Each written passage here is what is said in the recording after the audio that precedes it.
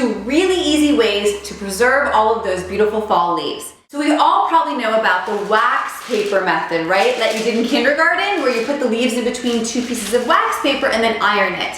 Easy, awesome, but I have 2 new ways that I think are really special and fun. The first way is my favorite way because it involves melting wax. And all you need to do this method is a double boiler, which I easily made by just taking a pan, filling it about, let's say, 1/3 of the way full of water, and then a glass bowl on top of it so that the bottom of the bowl does not hit the water. That's your double boiler. So you make a double boiler like that, and then you go and find this golf wax that you can find in the grocery store. People use it for canning. I don't can, but if you're a canner, then you know what this is. And it comes in little squares like this. All you do is you take some water in your pan, boil it, right?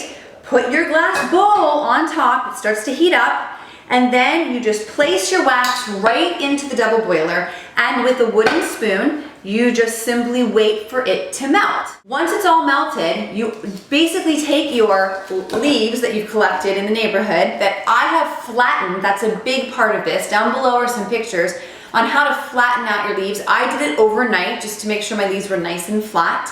You just basically put it between some paper and then put a heavy object on it.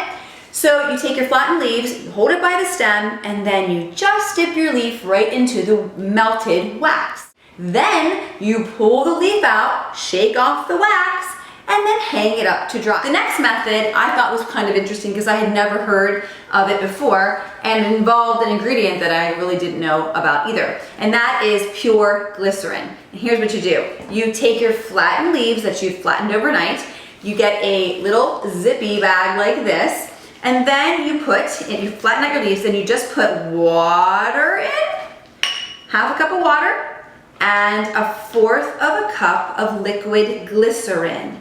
And then you lay it flat, zip up your bag so none escapes, and then you just let them soak.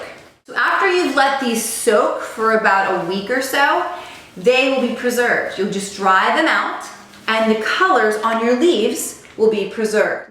So here's what the wax leaves look like when they're all finished. As you can see, I just created a makeshift clothesline underneath my cabinets here with some painter's tape, some string, and some clothespins.